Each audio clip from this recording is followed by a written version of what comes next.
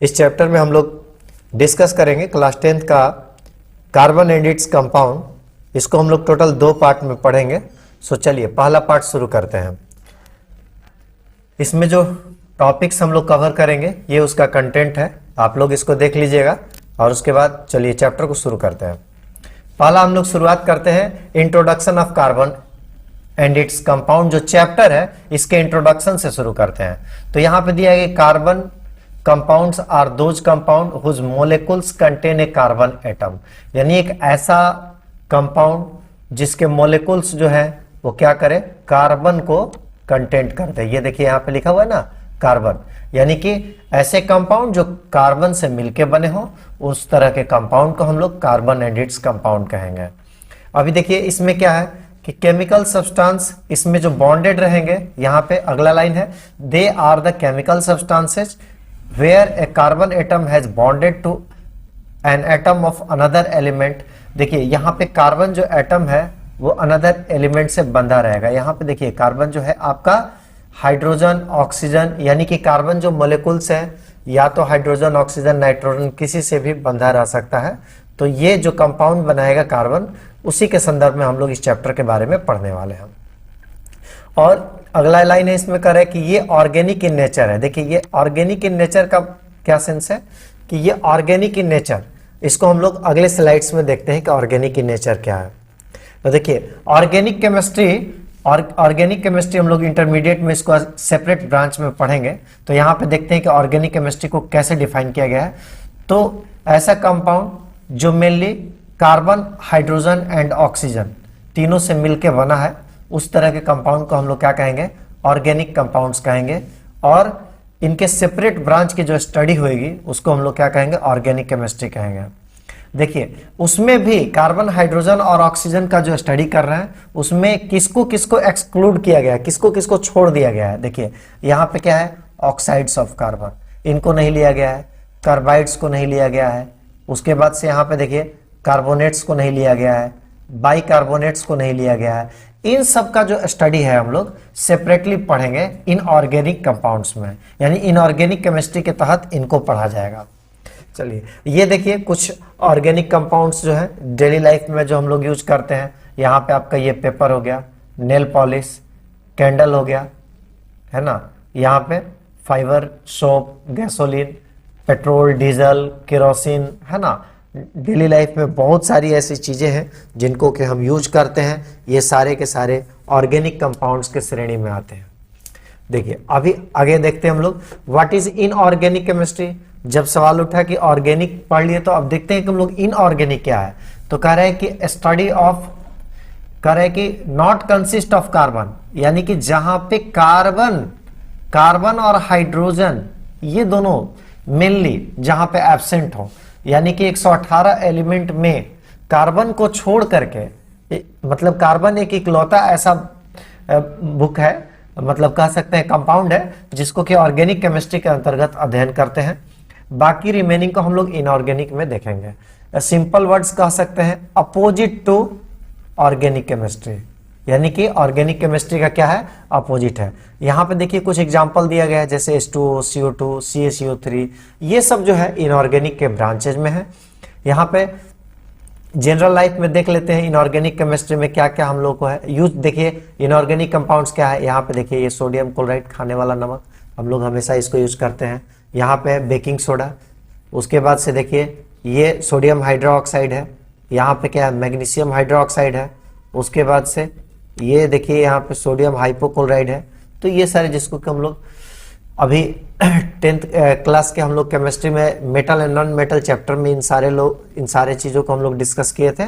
सो अभी हम लोग सिर्फ ऑर्गेनिक पे फोकस करते हैं। आगे बढ़ते हैं। देखिए यहाँ पे कुछ और भी, यहाँ पे ऑर्गेनिक और इनऑर्गेनिक में दोनों कंपाउंड्स में अंतर दिया गया है। ये जो डीएनए हम लोग के जो न्यूक्लियस के अंदर जो डीएनए होता है, यहाँ पे देखिए ये बायोलॉजी में हम लोग डीएनए के बारे में डिस्कस करेंगे। यहाँ पे देखिए ये मीथेन है, शुगर है, ये इथेनॉल है, इथाइल अल्कोहल जिसको बोल सकते हैं। ये सारे जो आप देख रहे हैं ये सारे कंपाउंड जो है ये किसके एग्जांपल्स हैं, आपके ऑर्गेनिक कंपाउंड्स के।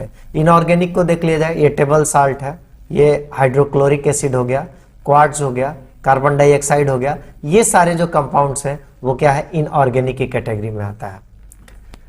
अब देखिए यहां पे अब सवाल ये उठता है कि ऑर्गेनिक केमिस्ट्री को एक सेपरेट ब्रांच के अंतर्गत पढ़ने की क्यों जरूरत पड़ी। तो देखिए ऑर्गेनिक कंपाउंड जो है ना वेरी लार्ज, यहां पे एक लाइन देखिए नोट किया गया है कि वेरी लार्ज, यहां पे देख रहे हैं ना, ये वेरी लार्ज नंबर में है ऑर्गेनिक कंपाउंड्स, और इनकी जो प्रॉपर्टीज है ना वो डिफरेंट है, टोटली डिफरेंट है, इनऑर्गेनिक कंपाउंड से मिलती जुलती नहीं है, इनकी प्रॉपर्टी जो है टोटली डिफरेंट है, जिसके कारण हम लोग इसको एक सेपरेट ब्रांच में पढ़ने का कोशिश कर रहे हैं। दूसरी बात है कि presently millions of organic compounds जो है आज के डेट में हम लोग जानते हैं, और डे बाय डे इनकी संख्या जो है बढ़ते जा रही है, इसलिए इसको उस नजर से भी देखा जाए तो एक सेपरेट ब्रांच में पढ़ने की जरूरत पड़ी है। आगे देखते हैं, यहाँ पे फ्यू पॉइंट्स है, ऑर्गेनिक कंपाउंड्स के बारे में डिटेल जानते हैं, इनके मेल्टिंग पॉइंट और बॉइलिंग पॉइंट के बारे में चर्चा करते हैं। ये देखिए बॉइलिंग पॉइंट, यहाँ पे मीथेन का बॉइलिंग पॉइंट जो है काफी कम है, -161 डिग्री सेंटीग्रेड है, जबकि मेल्टिंग पॉइंट देखिए -182 डिग्री सेंटीग्रेड है। सो इनके मेल्टिंग और बॉइलिंग पॉइंट काफी कम है। इसका कारण क्या है जरा समझने का प्रयास करते हैं, क्योंकि देखिए यहाँ पे जो इनके बीच में जो बॉन्डिंग होता है वो शेयरिंग वाला होता है, जिसके कारण शेयरिंग बॉन्ड बनाने के कारण इनके बीच में जो फोर्सेस लगते हैं वो काफी वीक फोर्स लगते हैं, और जिसके कारण इनके मेल्टिंग पॉइंट और बॉइलिंग पॉइंट क्या होते हैं, कम होते हैं। अभी देखिए इसमें आयनिक कंपाउंड के केस में एक हम लोग ले लेते हैं, जैसे आयनिक कंपाउंड का केस ले लीजिए NaCl। NaCl के केस में देखिए यहाँ पे Na पे क्या हो जाएगा प्लस, और Cl पे क्या हो जाएगा माइनस। यहाँ पे ये आयनिक कंपाउंड जो बनता है ना, इसमें क्या होता है कि एक मेटल होता है और दूसरा नॉन मेटल होता है, और एक इलेक्ट्रॉन को लूज करता है दूसरा गेन करता है, और इस तरह के जो कंपाउंड बनते हैं आयनिक कंपाउंड, जिसमें फोर्स ऑफ अट्रैक्शन क्या होता है, ज्यादा होता है, जिसके कारण इनके मेल्टिंग पॉइंट और बॉइलिंग पॉइंट हाई होते हैं।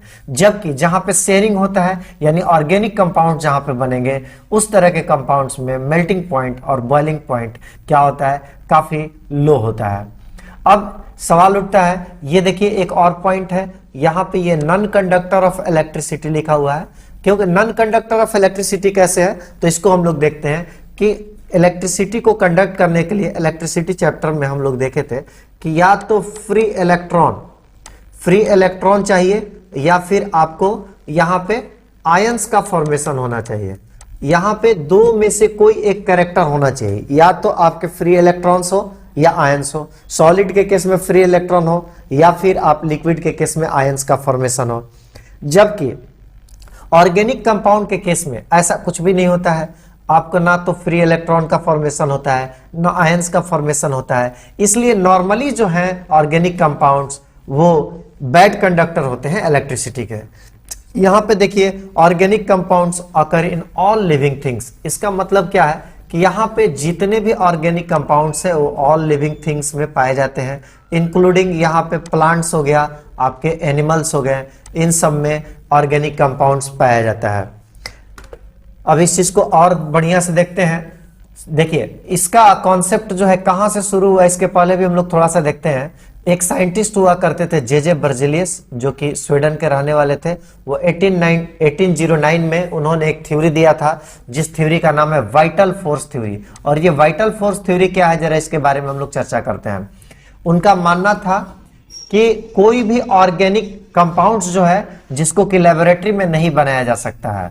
यहाँ पे देखिए क्या उनका रीजन था कि रिक्वायर्ड ए वाइटल फोर्स, इसके लिए उनको एक वाइटल फोर्स की जरूरत है। वाइटल फोर्स क्या है, ये एक ऐसा फोर्स है जो कि एक लिविंग सेल के अंतर्गत ही पाया जाएगा। उनका ऐसा मानना था कि एक ऐसा वाइटल फोर्स की जरूरत है ऑर्गेनिक केमिस्ट्री कंपाउंड्स को बनाने के लिए जो कि लिविंग सेल में ही प्रेजेंट होते हैं। और इस कारण से उन्होंने कहा था कि ऑर्गेनिक कंपाउंड जो है जिसको कि हम लोग लेबोरेटरी में नहीं बना सकते हैं। लेकिन इस थ्योरी को गलत साबित किया फ्रेडरिच होलर ने सबसे पहले ऑर्गेनिक कंपाउंड्स बनाया जिसका नाम था यूरिया। इसको हम लोग आगे अभी पढ़ने वाले हैं। चूंकि फर्स्ट बार इन्होंने ही ऑर्गेनिक कंपाउंड्स को लेबोरेटरी में बनाया गया था, इसलिए इनको फादर ऑफ ऑर्गेनिक केमिस्ट्री के नाम से जाना गया। अभी देखिए यहाँ पे कौन सा वो कंपाउंड था, तो आप देख सकते हैं यहाँ पे इस कंपाउंड का नाम था यूरिया और बनाने वाले का नाम था होलर, फ्रेडरिच होलर। सो आपके एग्जाम में आ सकता है क्वेश्चन कि फर्स्ट ऑर्गेनिक कंपाउंड्स लेबोरेटरी में कौन सा बना था, तो आप बोल सकते हैं कि वो फर्स्ट ऑर्गेनिक कंपाउंड जो था यूरिया था और बना था अमोनियम साइनेट से बना था, बनाने वाला का नाम जो था फ्रेडरिच होलर था, 1828 में बना था। सो इतना जानकारी इसके लिए काफी है, आपको इसमें इतना ज्यादा क्वेश्चन नहीं इससे आएगा। आगे की क्लासों में इसके बारे में आपको डिटेल पढ़ना है। चलिए हम लोग आगे बढ़ते हैं। यहां पे इंट्रोडक्शन करते हैं, स्मॉल इंट्रोडक्शन करते हैं कार्बन के बारे में। देखिए कार्बन का जो नेम है यहाँ पे ये लैटिन वर्ड कार्बो से लिया गया है। ये जो कार्बन का नेम जो है ना कार्बो से लिया गया है, जिसका मतलब क्या होता है, कोल होता है। अभी देखिए यहाँ पे इसका सिंबल क्या होता है, कार्बन का कैपिटल लेटर C इसका सिंबल है। इसका एटॉमिक नंबर क्या है, 6 है। हम लोग इसको पीरियोडिक क्लासिफिकेशन में और डिटेल से आपको हम दिखाएंगे। यहाँ पे भी मैं पीरियोडिक टेबल में कोशिश करूंगा छोटा मोटा ब्रीफ करने के लिए। यहाँ पे देखिए 14 ग्रुप से ये जुड़ा हुआ है पीरियोडिक टेबल में। आपको हम पीरियोडिक टेबल अगले की स्लाइड में आएगा। यहाँ पे कार्बन का परसेंटेज कैसे कैसे है जरा उसके बारे में चर्चा करते हैं। तो देखिए कार्बन का जो परसेंटेज है अर्थ के क्रस्ट पे ओनली बहुत ही लिमिटेड मात्रा में 0.02%, यानी अर्थ के क्रस्ट पे इसका जो मात्रा है बहुत कम है, 0.02% है। और यहाँ पे एक और इंपॉर्टेंट बात है कि यहाँ एबंडेंस के आधार पे देखा जाए तो ये 15th most abundant element in all the present element, यानी जितने भी धरती पे एलिमेंट पाए जाते हैं उसमें कार्बन का जो पोजीशन है वो 15th नंबर पे है। यानी कि 118 एलिमेंट में कार्बन का जो पोजीशन है वो कितने नंबर पे है, 15th नंबर पे है। और यहां पे देखिए it is 4th most abundant element in universe. और बात देखिए अर्थ की बात कर रहे हैं कि अर्थ में जितने भी एलिमेंट पाए जाते हैं उसमें इसका नंबर 15th पे है, लेकिन यूनिवर्स में इसका जो पोजीशन है 4th नंबर पे है। सीरियल वाइज अगर देखा जाए तो 1 नंबर पे हाइड्रोजन, 2 नंबर पे हीलियम और 3 नंबर पे ऑक्सीजन है और चौथे नंबर पे आपका क्या आता है, कार्बन आता है। सो यहां पे देखिए second most abundant element in human body, इसके बारे में थोड़ा और डिटेल देखते हैं। आपके ह्यूमन बॉडी में ये सेकेंड मोस्ट एबंडेंट है, यानी कि ह्यूमन बॉडी में जो कंटेंट है, जो कंपाउंड्स का या आप कह सकते हैं एलिमेंट्स का, उसमें सबसे ज्यादा आपका ऑक्सीजन का होता है और ऑक्सीजन के बाद 18.5% ये जो है ना आपका कार्बन का होता है। सो इस तरह से सेकेंड मोस्ट एबंडेंट एलिमेंट जो है कार्बन ही है। अब कार्बन के जो आइसोटोप्स की चर्चा करते हैं। आइसोटोप्स के बारे में बताए थे आपको 9th क्लास में, आप लोग देखे होंगे, फिर भी मैं एक बार यहाँ पे थोड़ा सा समझा देता हूं। जैसे यहाँ पे C6 और यहाँ पे मैं लिखता हूं आपको 12, यहाँ पे फिर C, यहाँ पे 6, यहाँ पे देखिए C13, यहाँ पे C6 और ये C14। अब देखिए ये जो कार्बन के 3 आइसोटोप होते हैं, देखिए ये वाला जो नंबर है किस चीज को डिनोट करता है, प्रोटॉन की संख्या को डिनोट करता है। ये वाला किसको डिनोट करता है, प्रोटॉन को। और ऊपर वाला क्या दिखाता है, ये number of proton plus neutron. तो इस इनमें देखिए यहाँ पे ये क्लियरली लिखा हुआ है, आप देख सकते हैं। यहाँ पे ये वाला देखिए कि यहाँ पे देख सकते हैं आप कि कितने न्यूट्रॉन्स है, कितने प्रोटॉन्स है। तो 6 न्यूट्रॉन्स 6 प्रोटॉन्स। यहाँ पे देखिए 7 न्यूट्रॉन्स है, 6 प्रोटॉन्स है, 8 न्यूट्रॉन्स 6 प्रोटॉन्स। तो तीनों आइसोटोप्स में जो डिफरेंट होता है ना, एक्चुअल में जो फंडामेंटल पार्टिकल हम लोग देखे थे इलेक्ट्रॉन, प्रोटॉन और न्यूट्रॉन, तो यहाँ पे देखिए इलेक्ट्रॉन की संख्या जो है और प्रोटॉन की संख्या जो है दोनों में सेम होती है। कोई भी एलिमेंट्स अगर जो होगा इलेक्ट्रिकली न्यूट्रल होगा, अगर उस पर कोई आयंस का फॉर्मेशन नहीं है तो उसमें इलेक्ट्रॉन और प्रोटॉन दोनों की संख्या क्या होती है, सेम होती है। लेकिन न्यूट्रॉन जो होता है इम्बैलेंस होता है, जिसके कारण आइसोटोप्स बनते हैं। जैसे देखिए यहाँ पे 6 न्यूट्रॉन्स है, लेकिन यहाँ पे 7 है, यहाँ पे कितना है, 8 है। तीनों ही कार्बन के रूप है, लेकिन यहाँ पे न्यूट्रॉन्स जो है डिफरेंट है, 6, 7 और 8। इस तरह से कार्बन 3 आइसोटोप्स के रूप में पाया जाता है। यहां पे देखिए वही चीज लिखा हुआ है कि there are 3 isotopes occur naturally, carbon 12, carbon 13 and carbon 14। यानी कार्बन जो है 3 रूप में पाया जाएगा, 12, 13 एंड 14। ये 12, 13 और 14 क्या है, आपके मास नंबर्स हैं। और अगला बात क्या है, रेडियो न्यूक्लियाइड। इसके बारे में हम लोग थोड़ा सा और आगे चर्चा करने वाले हैं।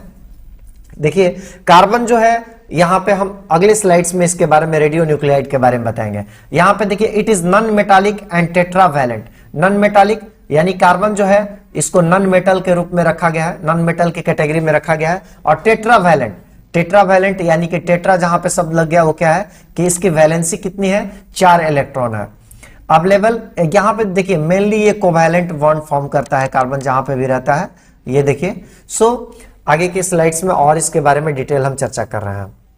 देखिए अभी क्या है, सम मोर अबाउट कार्बन देखते हैं। देखिए ये जो कार्बन जो है ना हाइड्राइड फॉर्म में पाया जाता है। ये हाइड्राइड क्या है, हाइड्राइड जो है ना यहाँ पे देखिए हाइड्रोकार्बन्स, और ये हाइड्रोकार्बन्स मतलब हाइड्राइड फॉर्म ये जो है इसी को बोलते हैं, यानी कि कार्बन और हाइड्रोजन। ये जो हाइड्राइड फॉर्म्स क्या है, कार्बन और हाइड्रोजन। अभी देखिए कोक जो है ना आपका, ये ऑलमोस्ट प्योर फॉर्म है। इसमें क्या है कि कार्बन का सबसे अगर प्योर फॉर्म की बात किया जाए तो क्या है, कोक है। और ये कोल को रिफाइन करके कोक बनाया जाता है।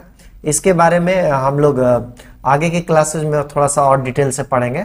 और देखिए there are 4 commonly known form of carbon. Carbon को हम लोग किस किस रूप में आप यहां पे देखते हैं तो जरा देखते हैं। ये कार्बन जो है देखिए एटमॉस्फेरिक कार्बन डाइऑक्साइड, ये इस फॉर्म में पाया जाएगा, CO2 कार्बन डाइऑक्साइड। यहां पे देखिए हाइड्रोकार्बन्स, हाइड्रोकार्बन्स के रूप में क्या क्या मिलेगा, जैसे बेंजीन हो गया, टॉलुइन हो गया, केरोसिन हो गया, डीजल हो गया, नाफ्ता हो गया, पेट्रोल हो गया, है ना। तो ये सारे जो है हाइड्रोकार्बन्स के फॉर्म है। इसके बारे में बहुत डिटेल इस चैप्टर में हम लोग पढ़ने वाले हैं आगे में। उसके बाद देखिए कार्बोनेट्स के रूप में मिलेगा आपका CaCO3 हो गया, MgCO3 हो गया। उसके बाद फॉसिल फ्यूल, कोल, पेट्रोलियम अभी बताए। सो ये हाइड्रोकार्बन्स मतलब ये दोनों मिलता जुलता चीज है। फॉसिल फ्यूल्स में आपका कोल भी आ जाता है, इसलिए यहाँ पे अलग से लिख दिए हैं। अभी देखिए यहाँ पे क्या है लिखे हैं, कुछ चीज एग्जांपल्स के रूप में देख लीजिए। यहाँ पे FeCO3 है, देखिए आयरन के साथ ये जुड़ा हुआ है। यहाँ पे डोलामाइट, यहाँ पे CaCO3, MgCO3 है। उसके बाद यहाँ पे एज्यूराइट है, उसके बाद कैल्साइट है, उसके बाद मैग्नीसाइट है। ये सारे जो आप देख रहे हैं ये यहाँ पे कार्बन जो है जिस रूप में प्रेजेंट है अर्थ में, उसके कुछ रूप्स दिखाए हमने कि किस किस फॉर्म में है। तो यहाँ पे देखिए मेनली 4 फॉर्म में पाया जाता है, जिसमें एक फॉर्म आपका कार्बन डाइऑक्साइड के रूप में हो गया, एटमॉस्फेरिक कार्बन डाइऑक्साइड, हाइड्रोकार्बन्स हो गया, कार्बोनेट्स हो गया, फॉसिल फ्यूल्स हो गया। अभी देखिए और कुछ डिटेल हम लोग कार्बन के बारे में जानने का कोशिश करते हैं। देखिए कार्बन जो है ना, इनके स्टेबल फॉर्म जो है ना, ये 2 ही स्टेबल फॉर्म है, कार्बन 12 एंड कार्बन 13। इन दोनों फॉर्म में कार्बन जो है काफी स्टेबल फॉर्म में पाया जाता है। और कार्बन 12 मेक्स अप ऑलमोस्ट 99%, यानी कि कार्बन 12 का जो रूप है वो 99% सिर्फ जो आइसोटोप्स है कार्बन का वो C12 के रूप में ही पाया जाता है। 13 और 14 दोनों मिलाकर के ओनली 1% का इस आइसोटोप्स जो कार्बन का जो ये फॉर्म है उसको कवरेज करता है। अभी देखिए यहाँ पे carbon forms another series of compounds consider as inorganic. यही नहीं, देखिए यहाँ पे हम लोग जो पढ़ रहे हैं ना ऑर्गेनिक केमिस्ट्री या ऑर्गेनिक कंपाउंड्स की जो चर्चा कर रहे हैं, कार्बन एक्चुअल में इनऑर्गेनिक रूप में भी पाया जाता है, लेकिन ये इनकी संख्या जो है मच लोअर है, काफी कम संख्या में है ऑर्गेनिक कंपाउंड्स के तुलना में। Some simple compounds that contain carbon are often consider as inorganic, examples including carbon monoxide. देखिए यहाँ पे carbon monoxide, carbon dioxide, carbides, ये सारे जो है and the following salts of inorganic. देखिए यहाँ पे कैटायंस के रूप में है, कार्बोनेट्स हो गया, साइनाइड्स हो गया, साइनेट्स हो गया, थायोसाइनेट्स हो गया। ये सारे जो हैं आपको आगे के क्लासेस में बहुत बढ़िया से डिटेल आपको इंटरमीडिएट में पढ़ने को मिलेंगे। सो ये सारे जो हैं ये इनऑर्गेनिक ब्रांच के हैं। और देखिए यहाँ पे कुछ और डिटेल से देखते हैं। Carbon in our daily life, daily life में क्या है, हम लोग प्रोटीन जो यूज कर रहे हैं, फैट, कार्बोहाइड्रेट्स, विटामिन्स, कॉटन्स, ये सारे जो हैं आपके ये वुड हो गए, PVC pipe, diesel, petrol, few medicine, ये सारी जो है कार्बन से मिल करके बने हुए कंपाउंड है। सो डेली लाइफ में इनके जो यूजेज हैं उनके बारे में थे। आगे देखते हैं, जैसे ये देखिए ग्लूकोज का सूत्र है, यहाँ पे हमने लिखा है C6H12 और O6। यहाँ पे देखिए कार्बन हाइड्रोजन और ऑक्सीजन से मिलकर बना है। आगे देखिए यहाँ पे कार्बन, अब एक क्वेश्चन बहुत सारे बच्चों के दिमाग में है कि सर कार्बन के आउटर मोस्ट ऑर्बिट में देखिए यहाँ पे कार्बन का हम लोग लिखे थे 6 लिखे थे ना, यहाँ पे C6। तो आप बहुत सारे बच्चे कहते हैं कि सर क्या कार्बन जो है यहाँ पे इसको कैसे लिखेंगे, अगर सेल में सजाना चाहे तो फर्स्ट सेल में 2, सेकंड सेल में क्या आएगा 4। तो यहाँ पे आउटर मोस्ट में 4 इलेक्ट्रॉन होने के कारण बहुत सारे बच्चे के दिमाग में मिसकॉन्सेप्ट आ जाता है कि कार्बन जो है मेटलॉइड है, जबकि ऐसा कुछ नहीं है। देखिए मेटलॉइड का पहला बात तो कोई स्टैंडर्ड डेफिनेशन नहीं है यहाँ पे। अब मेटलॉइड को नॉर्मली देखिए इसमें 6 लोगों को मेटलॉइड की श्रेणी में रखा गया है, जिनको कि हमने मार्क कर दिया। देखिए 1 2 3 4 5 6, ये जो है 6 जो है आपको मेटलॉइड के रूप में रखे गए हैं। तो इस तरह से कार्बन जो है मेटलॉइड के श्रेणी में नहीं रहते हुए वो किसके कैटेगरी में है, पी ब्लॉक में है। अब कार्बन एडिड्स कंपाउंड के बाद जो पीरियोडिक टेबल हम लोग पढ़ेंगे उसमें आपको हम पीरियोडिक टेबल में और डिटेल से बताएंगे। तो देखिए यहाँ पे जो है कार्बन का जो पोजीशन आप देख रहे हैं वो नॉन मेटल की श्रेणी में है, आगे के चैप्टर्स में आपको हम बताएंगे। चलिए अभी यहाँ पे देखिए ये 6 मेटलॉइड्स कौन कौन से, सिलिकॉन, जर्मेनियम, आर्सेनिक, एंटीमनी और टेलुरियम। ये जो नॉर्मली 6 जो है आपको मेटलॉइड के रूप में आते हैं। बाकी जो है ये जो जितने भी दिख रहे हैं आपको ये सारे के सारे क्या होंगे, नॉन मेटल की कैटेगरी में आएंगे। इसको हम लोग बढ़िया से देखेंगे एक पीरियोडिक क्लासिफिकेशन में, उसमें बढ़िया से देखेंगे। अगर आप लोगों को नोट्स की जरूरत है तो आप लोग हमारे टेलीग्राम चैनल पर जुड़ सकते हैं और वहां से आप लोगों को फ्री में नोट्स मिल जाएगा, उसके लिए कोई चार्जेस नहीं है। सो आप लोग अगर नोट्स के लिए चाहते हैं तो टेलीग्राम चैनल से कंसल्ट कर सकते हैं। चलिए अब देखते हैं कि कार्बन जो है कैटिनेशन प्रॉपर्टी जो है सिलिकॉन से ज्यादा क्यों दिखाता है। यहाँ पे देखा है मोर देन सिलिकॉन। यहाँ पे आप ध्यान से देख सकते हैं कि सिलिकॉन के बाहर में कितना होगा। जैसे मान लीजिए सिलिकॉन का एटॉमिक नंबर कितना होता है 14 है, तो हम उसको कैसे लिख सकते हैं 2, उसके बाद लिख सकते हैं 8 और लास्ट में आपका आ गया 4। तो देखिए यहाँ पे आपका सिलिकॉन का आउटर मोस्ट इलेक्ट्रॉन में 4 इलेक्ट्रॉन है, कार्बन के भी 4 इलेक्ट्रॉन आउटर में है। तो सवाल उठता है कि यहाँ पे जब दोनों के केस में 4 इलेक्ट्रॉन है, फिर कार्बन से ज्यादा सिलिकॉन से ज्यादा कार्बन क्यों कंपाउंड्स बनाता है, सिलिकॉन क्यों नहीं? ये मतलब कैटिनेशन प्रॉपर्टी, ये कैटिनेशन क्या चीज है बताया ना, सेल्फ लिंकिंग की प्रॉपर्टी है, यानी कार्बन कार्बन से जो अटैच, जैसे देखिए यहाँ पे कार्बन कार्बन कार्बन, ये कार्बन जो है ना एक दूसरे से अटैच होकर के लंबी लंबी चेन बना रहे हैं। ये देख रहे हैं लंबा लंबा चेन बना रहे हैं।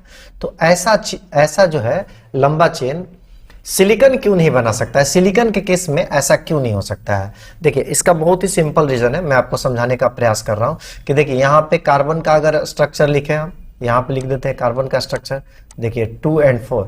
यहाँ पे भी कार्बन के आउटर मोस्ट में 4 इलेक्ट्रॉन है, सिलिकॉन के भी केस में 4 इलेक्ट्रॉन है। इसके बावजूद कार्बन जो है वो लंबी लंबी चेन बना रहा है जबकि सिलिकॉन नहीं बना रहा है। इसके पीछे क्या रीजन है? तो चलिए इसको समझने का प्रयास करते हैं। देखिए कार्बन के केस में यहाँ पे आप फर्स्ट सेल में 2 इलेक्ट्रॉन हो गया, सेकंड सेल में इसमें कितने इलेक्ट्रॉन हो गए, 4 इलेक्ट्रॉन हो गए।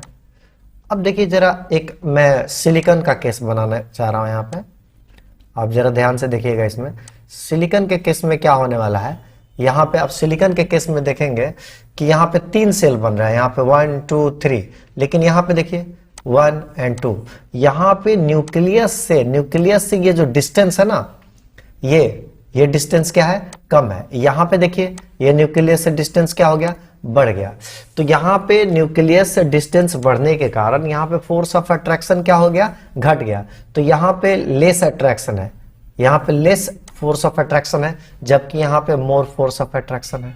ये कार्बन जो है इसी कारण से न्यूक्लियस से नजदीक होने के कारण यहाँ पे 2 कार्बन के एटम जो है काफी क्लोजली बंधे रहते हैं। यहाँ पे कार्बन कार्बन कार्बन कार्बन एक लंबा चेन बना लेता है, जबकि सिलिकॉन के केस में ऐसा नहीं होता है।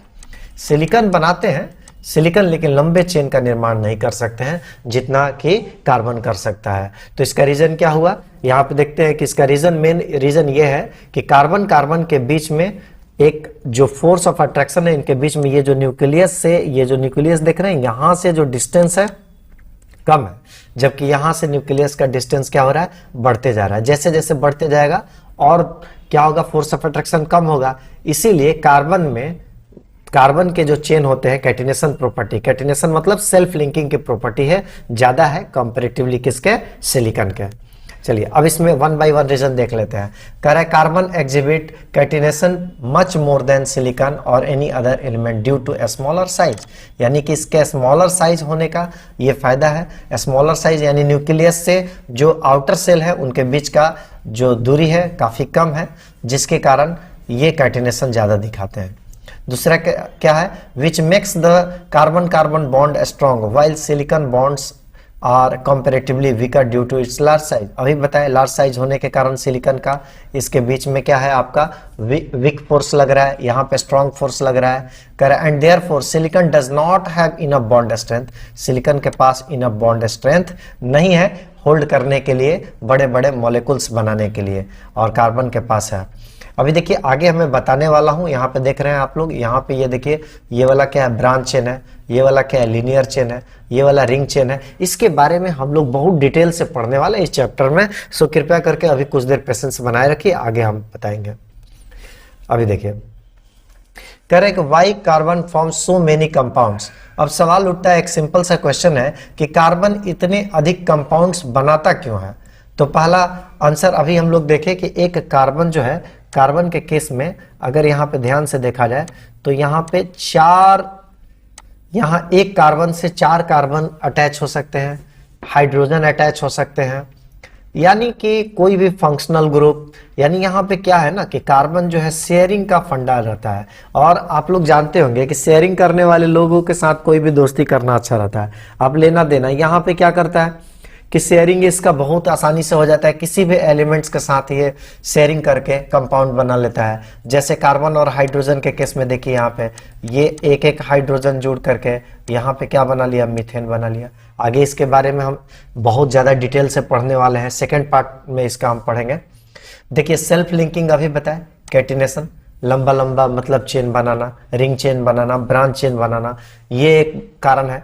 दूसरा कार्बन क्या है कि वेरिंग बॉन्ड अंडर हाइब्रिडाइजेशन। देखिए यहाँ पे क्या है, कार्बन कार्बन के साथ सिंगल बॉन्ड भी बना लेता है, कार्बन कार्बन के साथ डबल बॉन्ड भी बना लेता है, कार्बन कार्बन के साथ ट्रिपल बॉन्ड भी बना लेता है। सो ये भी है, इसमें मल्टीपल चॉइस है, कार्बन सिंगल बॉन्ड में भी है, डबल बॉन्ड में भी है, ट्रिपल बॉन्ड में भी है। यहाँ पे कार्बन का जो लिंकिंग है, लंबा लंबा चेन बना रहा है, शेयर कर रहा है। सो ये जो कारण है ना, ये और भी कारण है, जैसे आइसोमेरिज में शो कर रहा है ना, तो आप उसके बाद एलोट्रॉप शो करता है, बहुत सारे कारण है, लेकिन ये 3 मेन कारण है जो कि हम कह सकते हैं कि कार्बन इतने अधिक कंपाउंड्स को बना रहा है। आगे देखते हैं इसमें एलोट्रॉप्स, जिस एलोट्रॉप्स का बात हमने किया था। अभी देखिए एलोट्रॉप्स क्या चीज है, यहाँ पे एलोट्रॉप्स को समझने का प्रयास करते हैं। Correct phenomena of existence of a chemical element into 2 और मोर फॉर्म्स, यानी एक ऐसा एलिमेंट जो 2 या 2 से अधिक फॉर्म में अवेलेबल हो, और मतलब एक ही एलिमेंट यानी कि कार्बन जो है ना, एक ही कार्बन 2 या 2 से अधिक फॉर्म में अवेलेबल होना, वो क्या कहलाएगा, आपका एलोट्रॉप्स कहलाएगा। जैसे कार्बन के कुछ एलोट्रॉप्स का नाम बता देते हैं हम लोग, जैसे डायमंड हो गया, ग्रेफाइट हो गया, देखिए यहाँ पे लिखा है डायमंड, ग्रेफाइट, फ्लोरीन। उसके बाद से यहाँ पे लॉन्सडेलाइट एंड कार्बन नैनोट्यूब, इसको आप लोग हायर क्लास में पढ़ेंगे ये वाला। तो देखिए एलोट्रॉप्स ऑफ कार्बन अगर पूछे आपके क्लास में तो आपको 3 नाम बताना है, डायमंड हो गया, ग्रेफाइट हो गया और बकमिस्टर फ्लोरीन हो गया। तीनों को अभी डिटेल से हम लोग एक एक करके देखने वाले हैं, इनकी प्रॉपर्टीज के बारे में क्या है, कैसे है। अभी देखिए, अभी एलोट्रॉप्स कहने का मतलब एक एलिमेंट का, यानी कि ध्यान से देखिए इसमें सबकी फिजिकल प्रॉपर्टी जो है ना, कि क्या कर रहा है कि phenomena of existence of chemical element have more having different physical property, यानी कि एक ही केमिकल नेम देखिए, सबको अगर रिएक्शन कराया जाए ना, अब सपोज करिए कि डायमंड को जलाएंगे तो भी कार्बन डाइऑक्साइड ही मिलेगा, ग्रेफाइट को जलाएं तो भी कार्बन डाइऑक्साइड मिलेगा, फ्लोरीन को जलाएं तो भी कार्बन डाइऑक्साइड मिलेगा। कहने का मतलब है कि इनकी केमिकल प्रॉपर्टी सेम है, सिर्फ फिजिकल प्रॉपर्टी में अंतर है। यानी कि सब ऑक्सीजन से रिएक्शन करने के बाद कार्बन डाइऑक्साइड ही बना रहे हैं, जितने प्रोडक्ट्स हैं यानी कि सब कार्बन है, इसलिए सबकी केमिकल प्रॉपर्टी एक दूसरे से मिलती जुलती है। सिर्फ और सिर्फ अगर डिफरेंस है तो किसमें डिफरेंस है, इनके फिजिकल प्रॉपर्टी में, ओनली फिजिकल प्रॉपर्टी से भिन्न है। जैसे अभी देखिए ग्रेफाइट के केस में ग्रेफाइट बहुत ही सॉफ्ट है, जबकि डायमंड बहुत ही हार्ड है ना। फुलरिन इन दोनों के बीच का है। तो अभी वन बाय वन इनके बारे में हम लोग देखने वाले हैं, ठीक है। अब देखिए ये कहां से आया था, सबसे पहले 1841 में इसका कॉन्सेप्ट जो है जैकब बर्जेलियस, जे बर्जेलियस के द्वारा दिया हुआ था। ये स्वीडन के रहने वाले बहुत ही महान साइंटिस्ट थे, इनका बहुत ज्यादा और मॉडर्न केमिस्ट्री में इनका योगदान रहा है। अभी देखिए ये एलोट्रॉप जो है ना ग्रीक वर्ड से लिया गया है और इसका मतलब ही होता है चेंजेबलनेस, मतलब परिवर्तनशीलता। एक ही केमिकल नेम है, एक ही एलिमेंट है और उसके बहुत सारे फॉर्म है, यानी फिजिकल प्रॉपर्टी में क्या है, भिन्न भिन्नता है, इसीलिए चेंजेबलनेस जो है यहाँ पे परिवर्तनशीलता, उसी से लिया दिया हुआ है एलोट्रॉपी का। अभी यहाँ पे आप देख चुके हैं, बहुत सारे बच्चों के दिमाग में क्वेश्चन रहता है कि एलोट्रॉप जो है सिर्फ कार्बन शो करता है। नहीं, कार्बन के अलावा देखिए यहाँ पे ऑक्सीजन, सल्फर, टीन, फास्फोरस, ये लोग भी एलोट्रॉप्स दिखाते हैं। ये कोई जरूरी नहीं है कि सिर्फ कार्बन ही एलोट्रॉप्स दिखाएगा, लेकिन हम लोग carbon and its compound chapter है, इसलिए कार्बन के बारे में ही पढ़ रहे हैं। चलिए आगे देखते हैं इसमें डायमंड के बारे में। तो देखिए डायमंड जो है हमने लाइट चैप्टर में बताया था, हाई रिफ्रैक्टिव इंडेक्स। डायमंड का जो रिफ्रैक्टिव इंडेक्स है बहुत ही हाई होता है। दूसरा क्या है, डायमंड तीनों प्रॉपर्टी शो करेगा। यहां पे देखिए रिफ्लेक्ट भी करता है, उसके बाद रिफ्रैक्ट भी कर रहा है, और यहां पे ये ट्रांसपेरेंट सब्सटेंस है। ट्रांसपेरेंट तो आप समझो, इससे लाइट आर पार भी कर सकता है। तो कहने का मतलब है यहां पे प्रमोट्स स्ट्रॉन्ग, यहां पे स्ट्रॉन्ग डिस्पर्सन शब्द लिखा हुआ है, जो इसका हर वर्ड जो मैंने ब्लू कलर्स में किया है ना, उसके अच्छे खासे मीनिंग है, आपको ध्यान से देखना चाहिए। हाई रिफ्रैक्टिव इंडेक्स यानी बेंडिंग ऑफ लाइट ज्यादा है। स्ट्रॉन्ग डिस्पर्सन यानी लाइट को डिस्पर्स ज्यादा करता है। देखिए diamonds get their brilliance form, माने डायमंड जो इतना चमकीला होता है यानी कि इतने शाइनिंग क्यों करता है, उसके तीन रीजन है। पहला देखिए डायमंड रिफ्लेक्शन भी करता है, रिफ्रैक्शन भी करता है और डिस्पर्सन भी करता है, तीनों प्रॉपर्टी को करता है। रिफ्लेक्शन मतलब कि जो लाइट है कुछ लाइट को क्या कर देता है, रिफ्लेक्ट कर देता है। रिफ्रैक्शन यानी कुछ लाइट जो है दूसरे आर पार होता है, और डिस्पर्सन यानी कुछ लाइटों को क्या कर रहा है, डिस्पर्स कर रहा है, यानी कि ऑल डायरेक्शन में उसको क्या कर दे रहा है, लाइट को सेंड बैक कर दे रहा है। तो देखिए यहाँ पे तीनों केस के कारण डायमंड जो है ये काफी ब्राइट मतलब शाइनिंग होता है और चमकता है।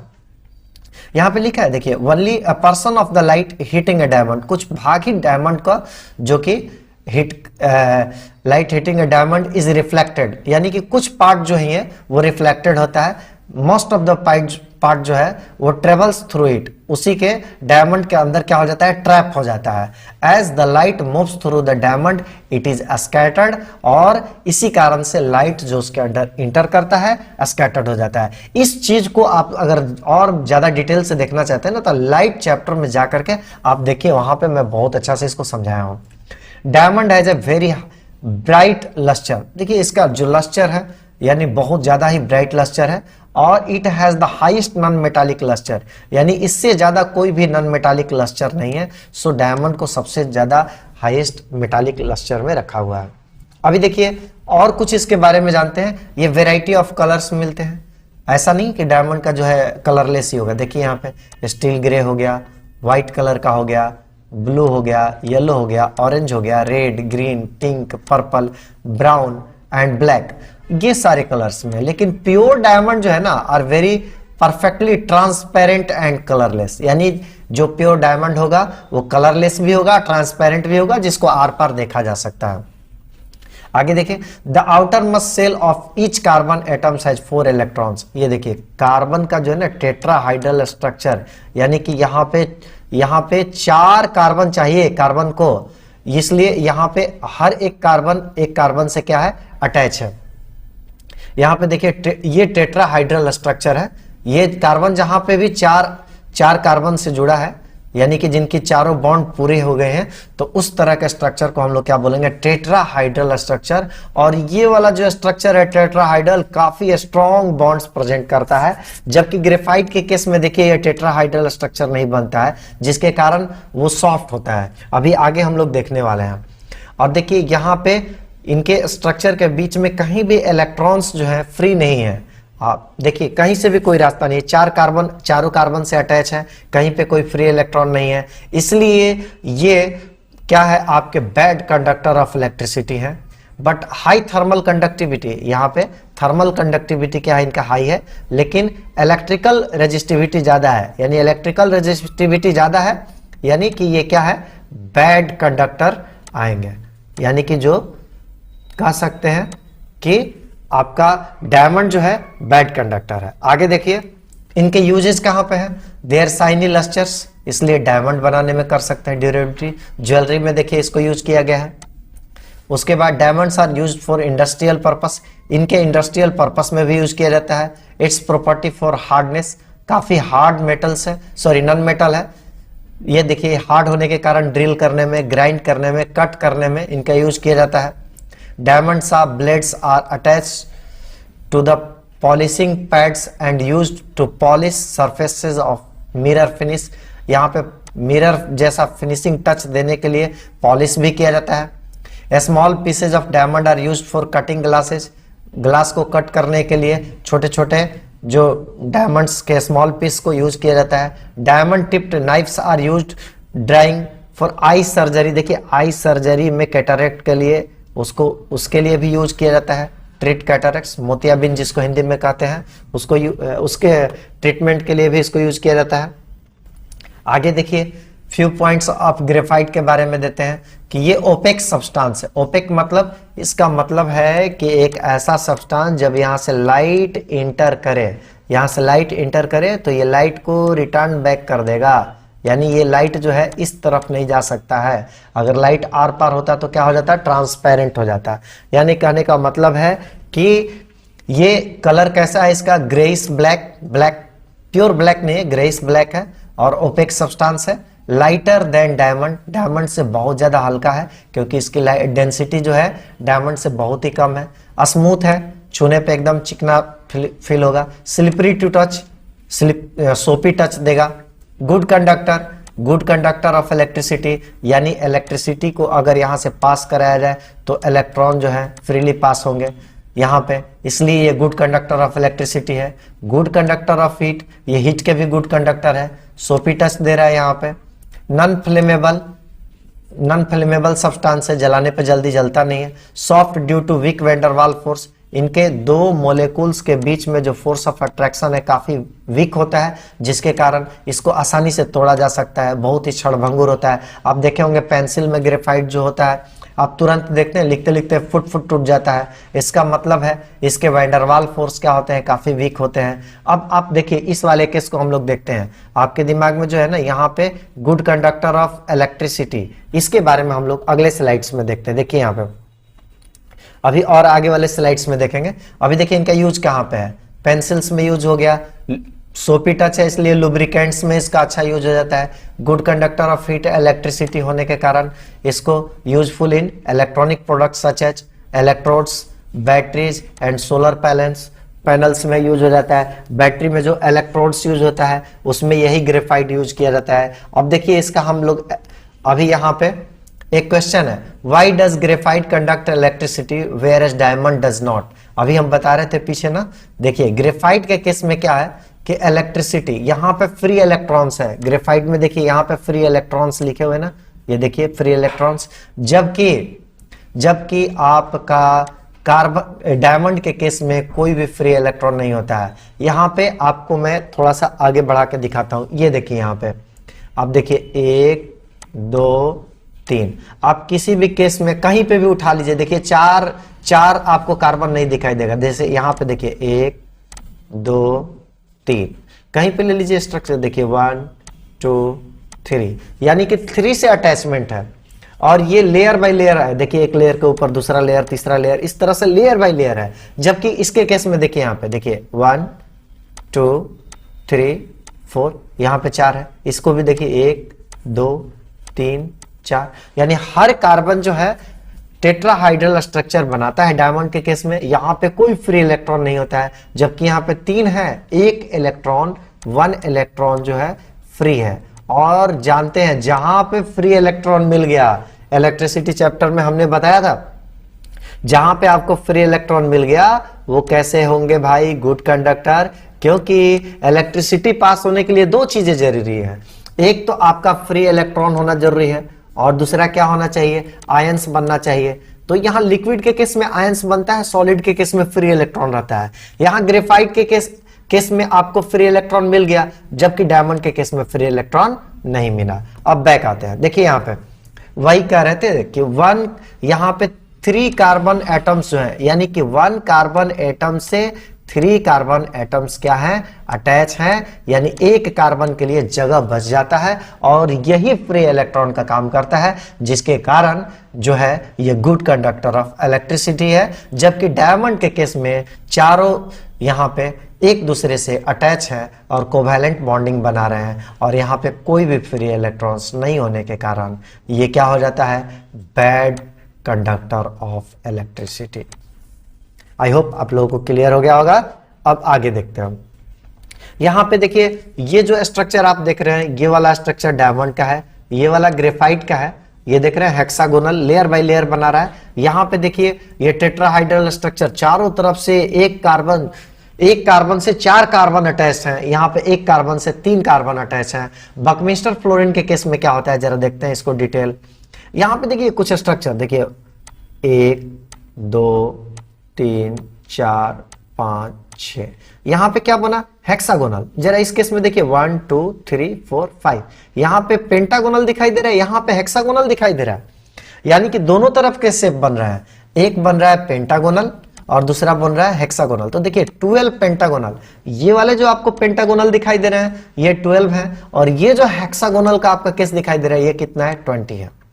और C60 बकमिस्टर फ्लोरीन लिखा हुआ है ना, C60, यानी कि ये टोटल जो इसमें कार्बन जो है कितने हैं, 60 कार्बन मिलकर के बने हैं। और ये जो आपको स्ट्रक्चर दिखाई दे रहा है ये हेक्सागोनल का है, यहाँ पे अभी क्या दिखाई दिया आपका, पेंटागोनल का।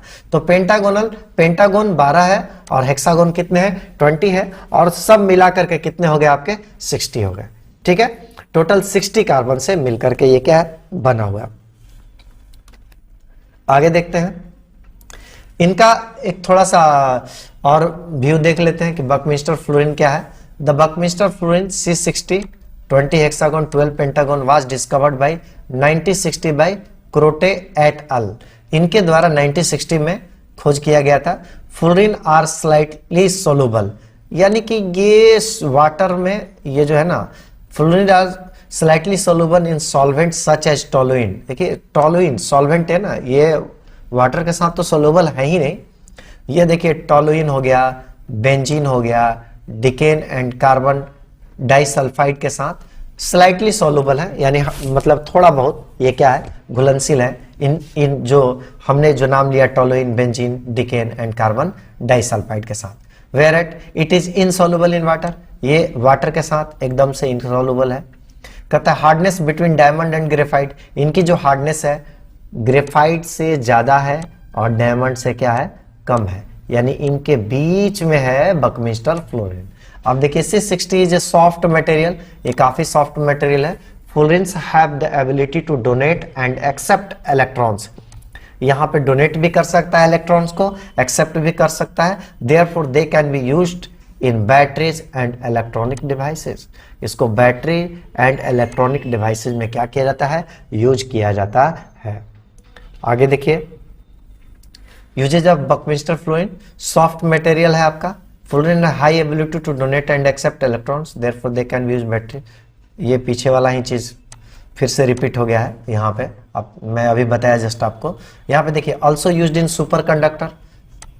सुपर कंडक्टर क्यों, क्योंकि ये अल्कली के साथ मिक्स कर दे, when mixed with alkali metals.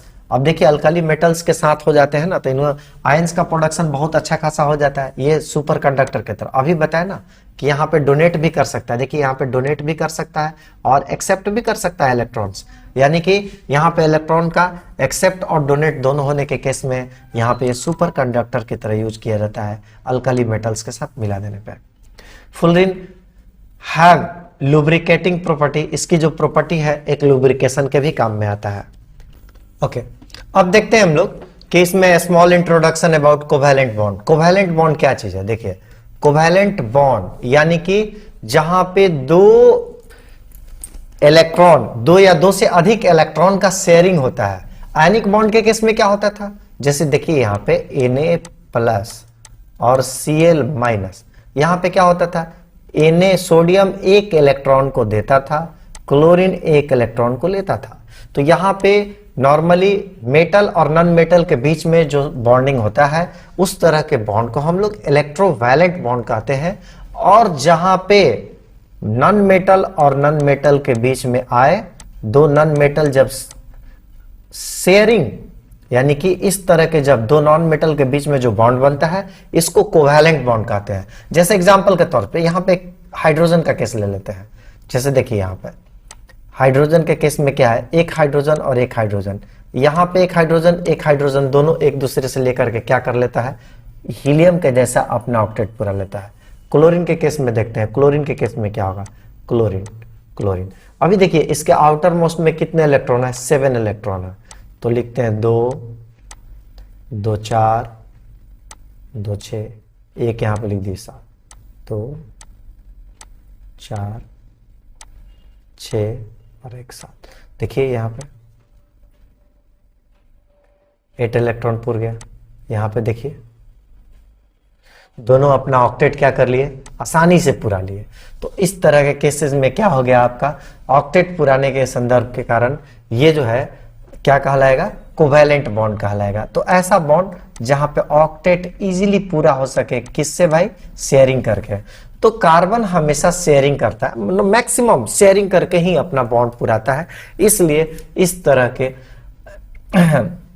इसमें क्या क्या होता है अभी और देख लेते हैं। देखिए यहां पे क्या है, शेयर कह रहा है कि covalent bond is a chemical bond that involves the sharing of electrons pairs. माने इलेक्ट्रॉन जो है पेयर्स में शेयर किए जाते हैं। वो इलेक्ट्रॉन 2 शेयर हो सकते हैं, 4 शेयर हो सकता है, 6 भी शेयर कर सकता है, ठीक है। This electron pairs are known as share pair of electron और बॉन्डिंग पेयर्स। यहां पे जैसे 2 इलेक्ट्रॉन का शेयरिंग हुआ है ना, तो यहां पे क्या है, पेयर्स में ही हमेशा शेयर करेंगे। They can share electrons is known as covalent bond. और जो इलेक्ट्रॉन का शेयरिंग होता है उसको कोवैलेंट बॉन्ड कहते हैं। कोवैलेंट बॉन्ड ऑल्सो कॉल्ड, इसको एक दूसरा नाम मोलिकुलर बॉन्ड से भी जाना जाता है। Covalent bonding can be achieved in 2 ways. 2 तरह से इसको हम लोग अचीव कर सकते हैं। एक है कि सेम काइंड का एटम हो सकता है या फिर डिफरेंट काइंड का भी एटम हो सकता है। सेम काइंड के एटम्स में क्या क्या है, देखिए जैसे हाइड्रोजन मिलके, अभी 2 क्लोरीन मिल करके पूरा किया, 2 ऑक्सीजन मिल करके एक्सेट्रा। अभी जैसे देखिए डिफरेंट काइंड में क्या होगा, जैसे कार्बन और हाइड्रोजन का केस देखते हैं क्या होगा। यहां पे एक कार्बन हो गया, यहां पे देखिए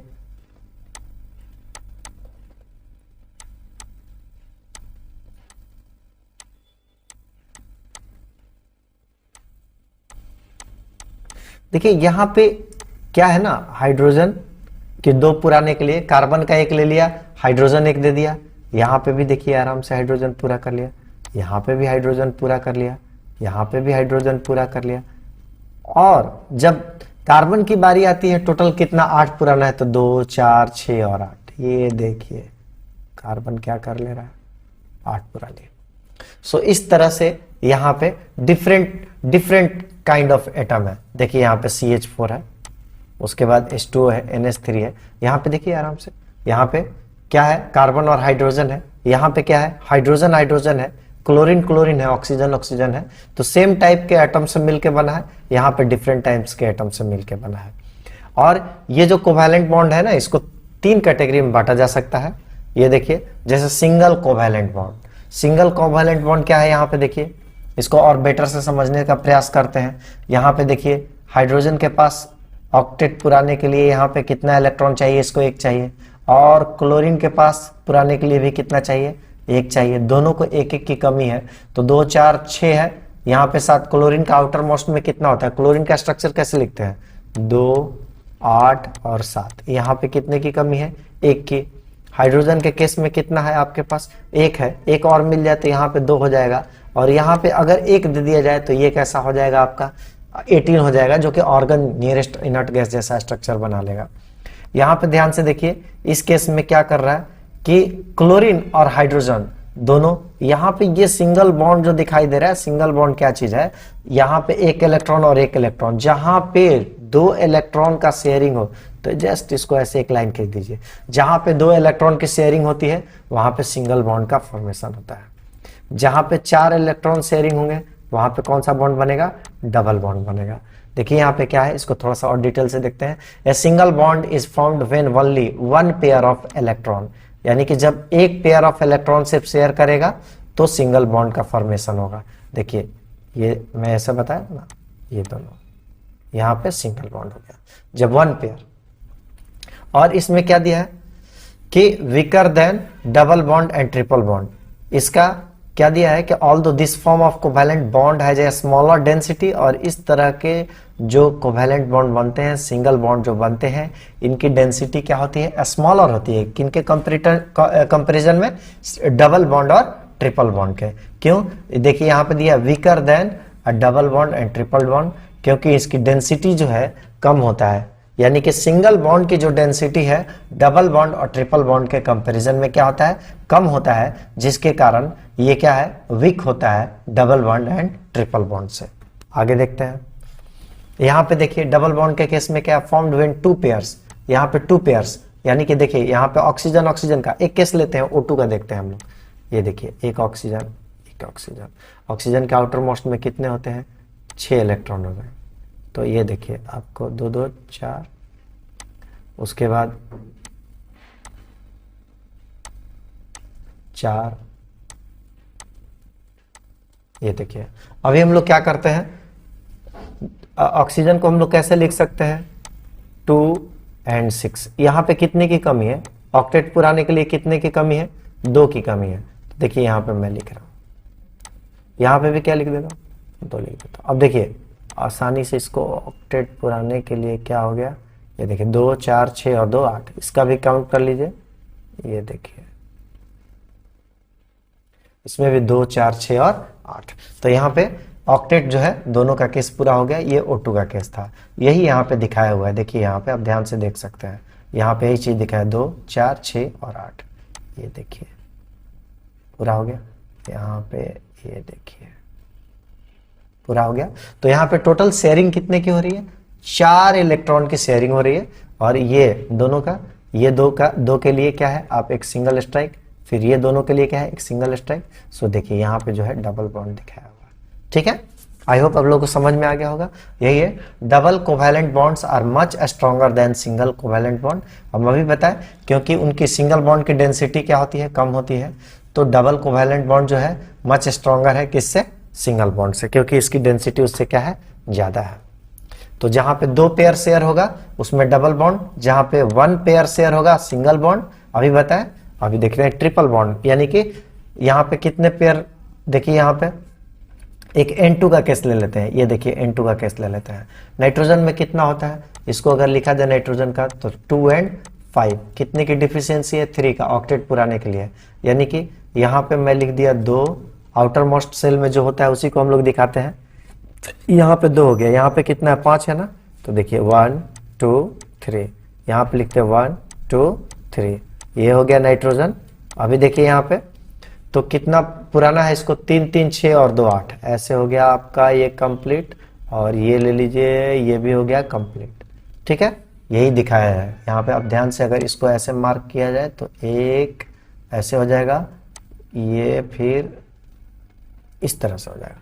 तो यहाँ पे देखिए कितने की शेयरिंग हो रही है, 2 2 4 और 2 6।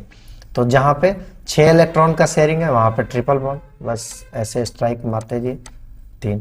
जहाँ पे एक का शेयर, दो पेयर का शेयरिंग सिंगल बॉन्ड, 4 का शेयरिंग डबल बॉन्ड और 6 का शेयरिंग, तो क्या हो जाएगा, ट्रिपल बॉन्ड। और देखिए triple covalent bonds are represented by 3 dashes, लिखा है 3 डैशेस से इसको रिप्रेजेंट किया जाता है। सिंगल को सिंपली ऐसे, डबल को ऐसे और ट्रिपल को 3 बॉन्ड से। और ये least stable types of covalent they and are the least stable types of covalent bond. ये स्टेबिलिटी इसका जो है बहुत ही कम होता है। ओके, अब हम लोग देखते हैं टेट्राहाइड्रल स्ट्रक्चर जो है, ये आपका कार्बन का, जो कि ये डायमंड का ये दिया हुआ है, इसका बॉन्ड एंगल देखिए कितना आता है। टेट्राहाइड्रल स्ट्रक्चर जो है 109.5 डिग्री, ये पिरामिड शेप का होता है। जस्ट सेक फॉर नॉलेज दे दिया गया है इसमें, ये आपको नहीं पढ़ना है, आगे की क्लासेज में काम आएगा। ठीक है, आगे देखिए यहाँ पे अभी difference between ionic compound and covalent compound के बीच में क्या डिफरेंस है, इसको हम लोग देखते हैं। तो देखिए सबसे मेजर डिफरेंस जो है, पहले तो आयनिक कंपाउंड जो है ये आपको एक मेटल, यानी इसमें एक मेटल और दूसरा क्या होगा, नॉन मेटल, यानी मेटल और नॉन मेटल के संपर्क से जो बनता है कंपाउंड्स वो आयनिक कंपाउंड है। और कोवैलेंट कंपाउंड में क्या होगा, दोनों साइड नॉन मेटल होगा, यानी नॉन मेटल मिलके बनाता है। इसका दूसरा नाम इलेक्ट्रोवैलेंट कंपाउंड भी कहते हैं। इसको कोवैलेंट का दूसरा नाम मोलेकुलर कंपाउंड्स है। अभी देखिए इसमें लाइन बाय लाइन हम लोग क्लियर करते हैं। कर ionic compounds are formed a complete transfer of element, इसमें एलिमेंट का एक कंप्लीट ट्रांसफर होता है। Covalent compounds are formed by a mutual sharing, इसमें म्यूचुअल शेयरिंग होता है। जैसे कार्बन कार्बन के बीच में शेयरिंग होता है। इसमें कंप्लीट ट्रांसफर कहने का मतलब होता है कि जैसे Na+ सोडियम एक यहाँ पे दिया और क्लोरीन यहाँ पे एक लिया, यहाँ पे एक प्लस दिया गया और एक माइनस लिया गया, दोनों के बीच में लेन देन, ये एक कंप्लीट ट्रांसफर है। लेकिन यहाँ पे म्यूचुअल शेयरिंग है। जैसे कार्बन और हाइड्रोजन के बीच में अभी हम बताए थे, ये देखिए यहाँ पे एक एक हाइड्रोजन, यहाँ पे ये म्यूचुअल शेयरिंग है। सो यहाँ पे शेयरिंग का फंडा है, यहाँ पे क्या है, ट्रांसफर का फंडा है। एक देता है, दूसरा क्या करता है, लेता है, यानी गेन एंड लूज। अभी देखिए they have high melting and boiling point. पहले ही मैं बता चुका हूँ इस चैप्टर में कि क्यों हाई मेल्टिंग और बॉइलिंग पॉइंट होता है, क्योंकि इनकी फोर्स ऑफ अट्रैक्शन जो है बहुत ज़्यादा होता है। इनके बीच में फोर्स ऑफ अट्रैक्शन क्या होता है, कम होता है मॉलिक्यूल्स के बीच में, जिसके कारण इनका बॉइलिंग पॉइंट क्या होता है, लो होता है। Ionic compounds are soluble in water, ionic compound जो है इजीली वाटर में सोलुबल है। और इनऑर्गेनिक कंपाउंड्स में क्या है, आपके इनसोलुबल है। अभी देखिए यहाँ पे कोवैलेंट कंपाउंड क्या है, soluble in non polar organic solvents such as benzene, carbon, tetrahydride etc।